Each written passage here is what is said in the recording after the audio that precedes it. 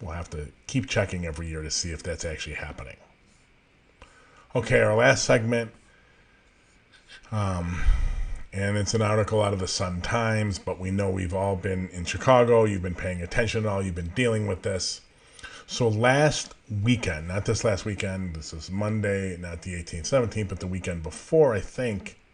Maybe, no, I think it was before. A state's attorney goes into court and in I think a bond hearing for the offender who was with Adam Toledo in the alley. I would call him an adult, but in his early 20s, who got arrested on multiple things, arrested at the same time, shortly, like 30 seconds before Adam was shot and killed. The prosecutor goes into court, and he tells the judge, hey, Your Honor, we have seen the tape. Adam was shot with a gun in his hand. The shooting was good. This man here put the gun in his hand. Arguing for why there needs to be a high bond. The problem with that, among other things, is that the state's attorney's office, as odd as this is to say, is supposed to be independent. That the investigation from the shooting is still in its infancy. There's a lot of research and work left to be done. But this prosecutor, I think it's a male, so I'm going to refer to him as a he, I'm not sure, comes out and says that. It now lights up social media because it's the first reference that we have besides the police union about what happened on that tape. What's actually on it. The family hasn't seen it yet. Supposedly Mayor Lightfoot hasn't seen that. If you buy that, I don't buy it. But the family hasn't seen it. But a prosecutor or more than one prosecutor have seen it, and they're saying the gun was in his hand. Now, when the tape comes out, Fox's office backs off that and says, hey, wait a minute. This prosecutor, we don't know if he saw the tape, but he certainly shouldn't have said what he said. If you take what the prosecutor said literally, the gun was not in Adam's hand when he was shot. When the bullet entered him, the gun was not there. The gun was definitely in his hand before he got shot, and you can argue for what the gap is between the gun leaving his hand and him getting shot.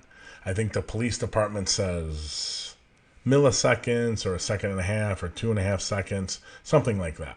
It was short. But Fox's office is like, no, we're supposed to be independent. Let's back off that. And what they basically do is they suspend that prosecutor. Here is the context around what's happening here.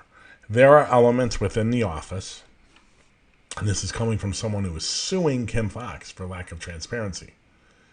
But there are elements in the office that do not agree with Kim Foxx's platform and the reasons why people voted for her. They just don't. There is just a disconnect. This disconnect was most easily seen on display early in her first term when the case against Jesse Smollett, where that prosecutor went in the court and argued and charged Smollett with 16 felonies for disorderly conduct. Right? Definitely something that if you were on or paying attention, that was not something Fox would have done. That's not something Fox would want her office to do. And we're not going to rehash all of what happened there, because I don't think Fox was right in everything that happened. But that's just another sign that there's disconnect between some frontline prosecutors and Fox. And the goals of the office, as the elected leader of the office has said they are not the goals of everyone in the office. They're fighting it. And this is just another example of it. And as far as I'm concerned, I'm not sure if prosecutors should be elected, but they are in Cook County. And Kim Foxx got elected by people on a platform that wanted a certain type of policy and practice out of that office. It is then incumbent upon the line people in that office to follow that direction. If this was